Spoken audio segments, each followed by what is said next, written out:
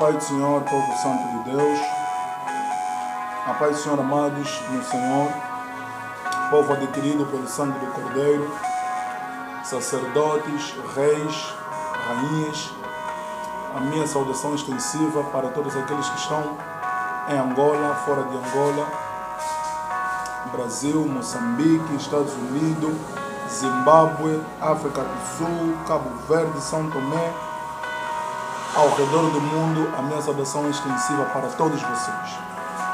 Hoje quero falar acerca de um tema um pouco polêmico que tem a ver com as perseguições. Quero partilhar a palavra do Senhor com os irmãos no livro de Atos capítulo 1 e no livro de Atos capítulo 8. E ao longo da pregação, vamos, segundo a inspiração do Espírito Santo, vamos partilhar mais conteúdos, mais capítulos, subsídios bíblicos para sustentar então a nossa pregação de hoje. Hoje eu quero falar acerca de perseguições na vida daqueles que têm um chamado. Quem são esses que têm um chamado? Nós, os cristãos, porque nós fomos chamados das trevas para a luz para cumprirmos um propósito. Qual é o propósito? Adorar ao Senhor. Adorar ao Senhor e exaltarmos o nome dEle. Mas existem momentos que muitos de nós parece que estamos a desviar do foco, a desviar do chamado. E Deus, na sua soberania, Ele usa mecanismos para nos trazer de volta, para nos alinhar ao chamado divino, ao chamado dEle. E um dos meios que Ele usa é a perseguição. Nem sempre a perseguição na vida de um cristão é a mão satânica singularmente. Há momentos que Deus permite a perseguição para nos alinhar ao seu chamado, para nos trazer de volta ao seu chamado. E nós vemos na Bíblia muitas passagens que sustentam isso. Nós vemos a vida do apóstolo Paulo, vemos a vida dos discípulos, vemos alguns homens que foram perseguidos. E a perseguição do apóstolo Paulo era o quê? Era para que ele não se vangloriasse, para que não se exaltasse nas tamanhas revelações que ele recebia. Porque Paulo disse lá no livro de Coríntios: foi-me enviado um mensageiro da parte do Senhor para me esbofetear, para que eu não me exalte das tamanhas revelações que eu tenho recebido. Esse mensageiro da parte do diabo Satanás para esbofetear Paulo, na verdade significavam as perseguições, as lutas que ele enfrentava. E qual era o objetivo dessas perseguições, dessas lutas? É para que Paulo não se vangloriasse das tamanhas revelações que ele recebia. Porque Paulo era alguém que recebia muitas revelações do Senhor e que com muita facilidade um de nós poderia se vangloriar. Mas Deus envia este mensageiro para esbofetear, a Bíblia usa esse termo, para que Paulo não se vangloriasse. E Paulo orou por 3 vezes, mas o que o Senhor disse? A minha graça te basta. Ou seja, Paulo estava cansado disso, estava a procurar meios para se livrar disso, mas Deus respondeu que a minha graça te basta, porque quando estás fraco, aí estás forte. Não é fraqueza de pecado que a Bíblia diz, não é fraqueza de doença que a Bíblia diz lá no livro de 1 de Coríntios, mas é fraqueza no que concerne às perseguições. Porque quando tu estás fraco, vens a mim e em mim se deleitas. E em mim se acalentas. Por quê? Porque a tua força vem em mim. Aleluia. Assim também muitos de nós vivemos perseguições. Às vezes nos perguntamos por que isso, por que aquilo. Nem sempre é a mão singular de Satanás. Às vezes Deus permite que isso se levante. Para quê? Para não nos vangloriarmos daquilo que Deus nos deu, para nos trazer de volta ao caminho original, ao chamado original, e para nós nos humilharmos nele. Porque Deus não usa servo exaltado, Deus usa servo humilhado.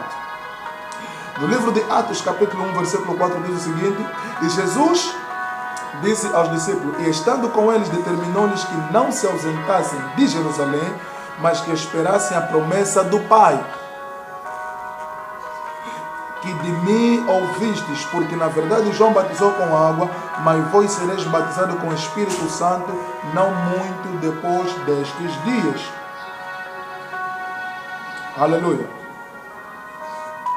E no versículo 8, Jesus disse, mas recebereis a virtude do Espírito Santo, que há de vir sobre vós, e ser-me-eis testemunhas, tanto em Jerusalém, como em toda a Judeia e Samaria, e até aos confins da terra. Nós vemos no livro de Atos, capítulo 1, versículo 4 a 8, vemos Jesus a conversar com os discípulos e a dizer que não saiam de Jerusalém. Do Pai descerá um Consolador, e vos encherá de poder, de virtude, e sereis minhas testemunhas, começando em Jerusalém, indo à Judeia, depois a Samaria e até aos confins da terra. Aleluia. Então, nós vemos o plano original de Deus para a vida dos discípulos e também para a nossa vida, porque esse plano é um plano extensivo.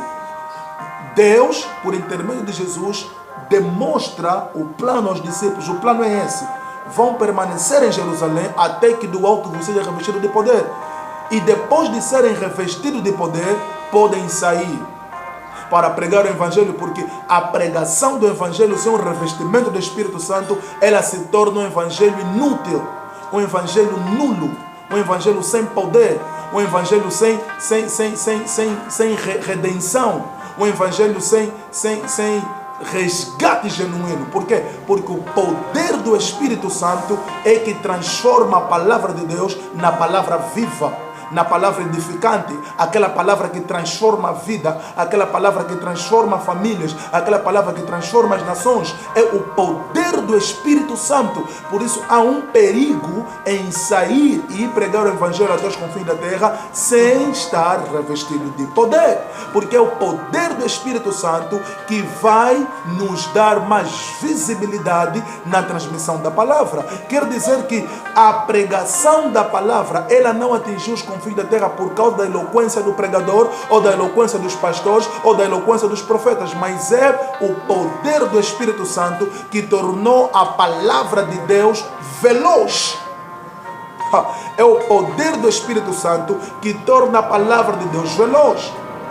Tem uma mensagem para si, pregador, para si, amado. Muitos pensam que é através da eloquência do pregador, é através da eloquência do pastor, é através da eloquência do homem de Deus que a palavra está a atingir níveis e níveis e níveis. Mas não, a Bíblia diz que é o poder do Espírito Santo. Porque o Espírito Santo, ela é apta, ela penetra, ela é capaz de dividir entre medula, espinha, espírito, alma, porque é o poder do Espírito Santo que vivifica a palavra. Então, os discípulos estavam em Jerusalém à espera da promessa do Pai. E nós vemos no versículo 11 do capítulo 1, no livro de Atos, que o Espírito Santo desceu, ou seja, no capítulo 2 do livro de Atos, né? Capítulo 2, a Bíblia diz, e cumprindo-se dia de Pentecostes, estavam todos reunidos no mesmo lugar, e de repente veio do céu um vento, um som como de um vento veemente e impetuoso, e encheu toda a casa em que estavam assentados, e foram vistas por eles línguas repartidas como de fogo, as quais pousaram sobre cada um deles, e todos foram cheios do Espírito Santo e começaram a falar noutras línguas, conforme o Espírito Santo lhes concedia que falassem. Olha aqui, Espírito Santo desceu, my God, eles foram cheios de poder, revestidos de poder, e agora qual era o segundo plano? Eles já foram cheios de poder. Qual era o segundo plano? Irem pregar o Evangelho. Por quê? Porque a promessa